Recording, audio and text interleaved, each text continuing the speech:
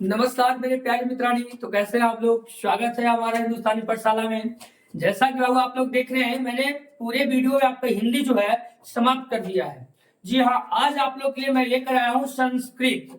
आपका संस्कृत का जो 14 चैप्टर बाबू, 14 चैप्टर का पूरा आपका हर एक क्वेश्चन का हल करूंगा। और जितने भी इस चैनल पे नए हैं वो जल्द से जल्द चैनल को सब्सक्राइब करें, क्योंकि आपके आने वाला नोटिफिकेशन आपके पास जल्द पहुंचे, है ना। आज मैं आप लोग को सबसे जो फर्स्ट चैप्टर बाबू, उसका नाम है कोची मंगलम। क्या हुआ? मंगलम, है ना। मंगलम का क्या अर्थ होता है पता है आप लोग को? मंगलम अर्थात कल्याण। देखते हैं किसी चीज को अगर कार्य करते हैं तो सबसे पहले मंगलाचरण करते हैं। क्या करते हैं? मंगलाचरण करते हैं। तो मंगलाचरण करने के पश्चात क्या होता है कि अर्थात जो मेरा काम हम उस कर रहे हैं, उस जो काम मेरा है वो काम मेरा सफल हो, कल्याण हो, है ना। तो देखिए इसी तरह से हम लोग मंगलम पाठ जो पढ़ रहे हैं, मंगलम पाठ में देखिए चैप्टर 1 है और आपका नाम है मंगलम पाठ। आप लोगों को बुक दिख रहा होगा, आपका यही बुक चल रहा होगा 10th में, हुआ द्वितीय पाठ है, कृष्ण का दूसरा भाग है। ठीक है, चलिए देर नहीं करती है, आप लोग को ले चलते हैं आपको मंगलम की ओर। ध्यान से देखिए आप लोग बाबू।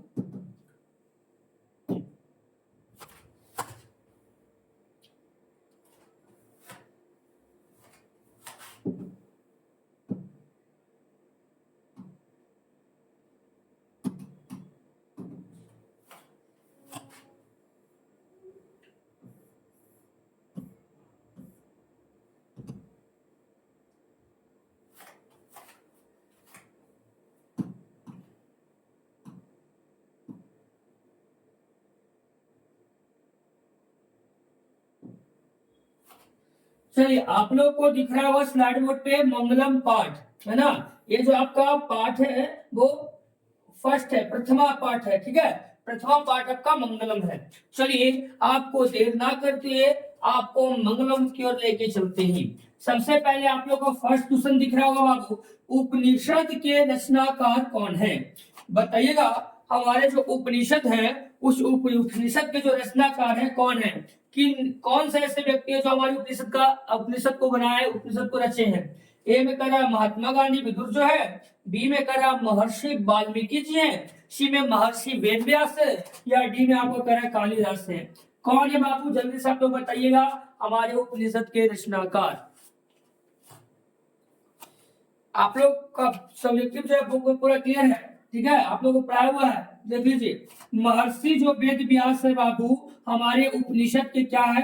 रचनाकार हैं। महर्षि वेद व्यास उपनिषद के क्या है? रचनाकार है। इसलिए इसका राइट आंसर होगा सी। सी पे आप लोग रिकॉर्ड कीजिएगा।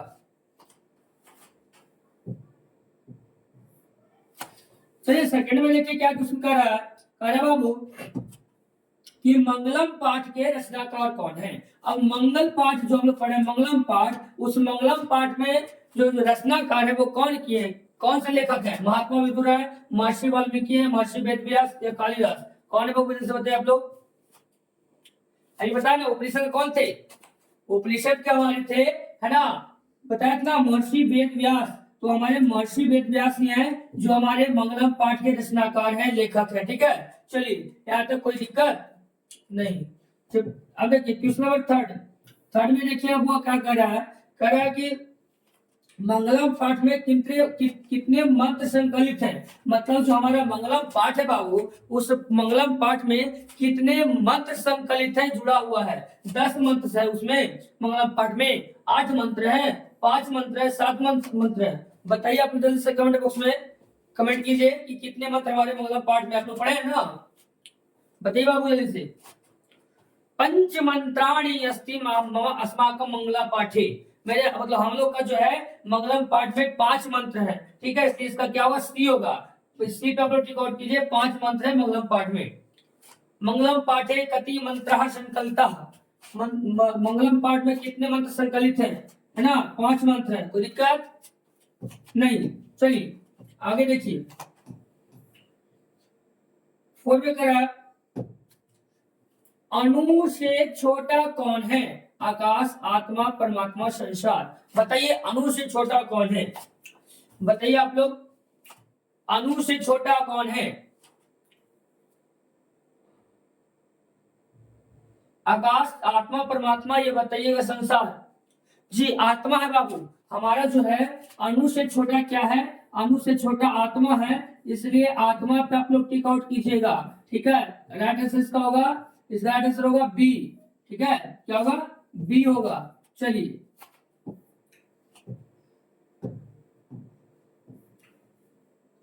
अग्रे समय पश्यंतु, आगे से देखिए, किसकी जय होती है, किसकी जय होती है, सत्य की जय होती है, असत्य की जीत होती है, क्रोध का जय होता है, या मोह की जीत होती है, बताइए किसका जय होता है। जल्दी से आप लोग कमेंट कीजिए। सत्य मार्ग पे चलिएगा तो सत्य का जीत होता है, उसी का जय जयकार होता है, उसी का जय होता है। तो बताइए असत्य के मार्ग पे चलिएगा कभी जय होगा आपका, नहीं होगा। क्रोध कीजिएगा तो किसी कभी विजेता पाइएगा, जय पाइएगा, नहीं पाइएगा। मोह कीजिएगा तो जय पाइएगा, नहीं पाइएगा। आप सत्य पे राह रहिएगा तो सत्य ही आपको प्राप्ति होगी, आप सत्य की जय होती है, इसलिए बताइए जो जय है वो सत्य की जय होती है। इसका आंसर ए होगा। चलिए क्वेश्चन नंबर 6 देखिए, बहती नदी कहाँ मिलती है, जो नदी बह रही बाबू वो बहती नदी कहाँ मिलती है, बताइए। सरोवर में, सरोवर का मतलब क्या होता है पता है आप लोग को, सरोवर तालाब उसको बोलते तालाब, नदी समुद्र तालाब, किसमें बताइए, समुद्र। जो बहती नदी कहाँ जाकर मिलती है, बहती नदी बाबू आपको समुद्र में जाकर मिलती है। कहाँ मिलती है, समुद्र में। सी होगा, सी। जी हाँ, समुद्र में जो है बहती नदी मिलती है, याद रखिएगा। चलिए क्वेश्चन नंबर आपका 7 क्या कर रहा है, जंतु के हृदय रूपी गुफा में क्या स्थित है, जंतु जो है उसके हृदय रूपी गुफा में क्या स्थित है, तत्व स्थित है। देखिए तक बाबू, चलिए कह जंतु के हृदय रूपी गुफा में क्या स्थित है, तत्व, तत्व स्थित है, शरीर स्थित है, देवता स्थित है, राक्षस स्थित है। बताइए कौन सा स्थित है जंतु के हृदय रूपी गुफा में। इसका आंसर ए होगा, वो तत्व स्थित है। ठीक है, ए पे टिक आउट कीजिए, यहाँ तक कोई दिक्कत नहीं। आगे चलिए, कराए क्वेश्चन नंबर आपका 8 में क्या लिखा हुआ है, ध्यान देखिए। ब्रह्मा को प्राप्त करने के विषय में बताया गया है, क्या बताया गया है, कठोपनिषद। ब्रह्मा को जो प्राप्त करने के विषय में क्या बताया गया है, किस उपनिषद में बताया गया है, कठोपनिषद में, ईशावास्योपनिषद में, श्वेताश्वतर उपनिषद में, मुंडकोपनिषद में। बताइए बताइए किस उपनिषद में जो है हमारे ब्रह्मा को प्राप्त करने के लिए विषय बताया गया है। जी हाँ, मुंडकोपनिषद। इसका आंसर डी होगा, आप लोग डी पे टिक आउट कीजिएगा। चलिए क्वेश्चन नंबर आपका 9 को ध्यान से देखिए, वो क्या कर रहा है क्वेश्चन, आप 9 को ध्यान से देखिए। कह रहा है कि देवलोक का मार्ग किससे प्राप्त होता है, जो देवता का मार्ग मतलब रास्ता किससे प्राप्त होता है। हम सत्य बोलेंगे उससे, सत्य की राह पे चलेंगे उससे, या असत्य से, क्रोध से, मोह से। जल्दी से आप लोग कमेंट में बताइए। जी हाँ, वो सत्य से, ए आपका राइट आंसर है, सत्य से। जो देवलोक का मार्ग है वो सत्य से प्राप्त होता है। सत्य के मार्ग पे चलोगे तो अच्छा करोगे, है ना। चलिए सत्य की जीत होती है, सत्य में जयते। आइए क्वेश्चन नंबर 10 में क्या कर रहा है, कह रहा सत्यम से क्या प्राप्त होता है ना, पृथ्वी लोक, नरलोक, देवलोक, या कोई नहीं। बताइए आप लोग सत्यम से क्या प्राप्त होता है। अगर सत्य की राह पे चलेंगे तो क्या प्राप्त होगा। जी हाँ, देवलोक बाबू, बहुत अच्छा। सी इसका आंसर होगा देवलोक। ठीक है, हम लोग को देवलोक प्राप्त होगा सत्य के मार्ग में चलेंगे तो, है ना। चलिए क्वेश्चन नंबर आपका 11 में क्या कर रहा है, कह रहा है कि मृत्यु को वश में कौन कर लेता है, मूर्ख, अज्ञानी, विद्वान, या कोई नहीं। मृत्यु को वश में कौन कर लेता है, बताइए आप लोग। मूर्ख, अज्ञानी, विद्वान, या कोई नहीं, जल्दी बताइए आप लोग। मृत्यु को बस में विद्वान कर लेता है, इससे आंसर क्या होगा, सी होगा बाबू। सी पे आप लोग टिक आउट कीजिए, विद्वान। कोई दिक्कत नहीं। चलिए क्वेश्चन आपका 12 किसकी जय नहीं होती है, सत्य की जय नहीं होती है, सत्य की या क्रोध की, मोह की, किसका जय नहीं होता है। पूछा है किसका जय नहीं होता है, बताइए आप ध्यान से, किसका जय नहीं होता है। सत्य बोलेंगे तो जय नहीं होगा बाबू, होगा। अगर हम झूठ बोलते हैं अर्थात असत्य बोलते हैं तो उसका हमारा जय नहीं होता, इसलिए इसका आंसर क्या होगा, बी होगा। बी पे टिक आउट कीजिए आप लोग। हाँ तो कोई दिक्कत नहीं। चलिए अब देखिए कर रहा बाबू, ध्यान दीजिएगा, करा क्वेश्चन नंबर 13 में कि जो उपनिषद में किस महिमा का वर्णन किया गया, उपनिषद जो है उसमें किस महिमा का वर्णन किया गया है, उपनिषद में किस महिमा का वर्णन किया गया है, विषय का, पर पुरुष का, देव पुरुष का, परम पुरुष का, बताइए जल्दी से आप लोग।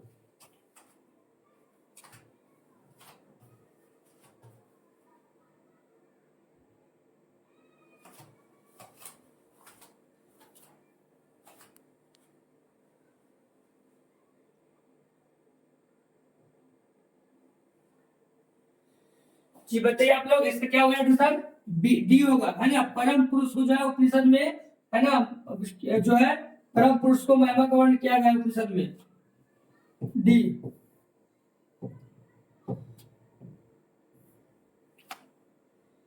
आगे देखिए, उपनिषदों की संख्या कितनी होती है आप लोग बताइए, पूछता है, एमबीए क्वेश्चन है, बताइए उपनिषदों की संख्या कितनी होती है, 109, 108, 105, 111, जल्दी से आप लोग बताइए। 14 नंबर क्वेश्चन का,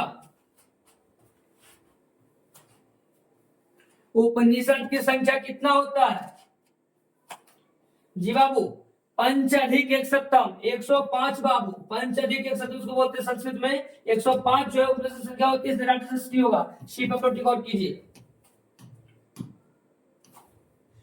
क्वेश्चन 5, 10, 15, आत्मा के गुण रहस्य की किसमें व्याख्या की गई है, जो आत्मा है उसके गुण रहस्य की किस उपनिषद में व्याख्या की गई है, कठोपनिषद में, है ना, ईश्वरोपनिषद में, श्वेताश्वर उपनिषद में, या मुंडकोपनिषद में, बताइए किसमें कर गया है,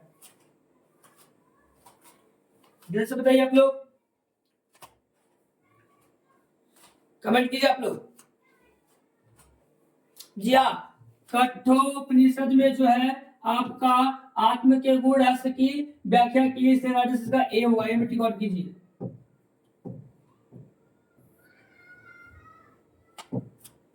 परमात्मा की महिमा का वर्णन किससे किया गया, किसमें किया गया है, कठोपनिषद में, ईश्वरोपनिषद में, है ना, श्वेताश्वतर उपनिषद में, मुंडकोपनिषद में, बताइए आप लोग जल्दी से कमेंट कीजिए।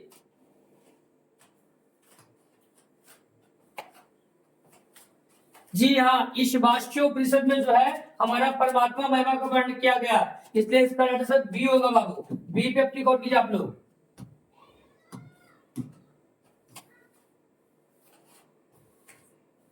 करा कि अज्ञान, ये करा है कि ज्ञानी लोग और अज्ञानी लोग में दो होते हैं, ज्ञानी जो बहुत ज्यादा जानते हैं, अज्ञानी जो बहुत कम जानते हैं ना, ज्ञान अज्ञान नहीं बोलते हैं, तो लोग में अंतर किसमें बताया गया, किस उपनिषद में, ए बी सी डी, किसमें बताइए वो, कठोर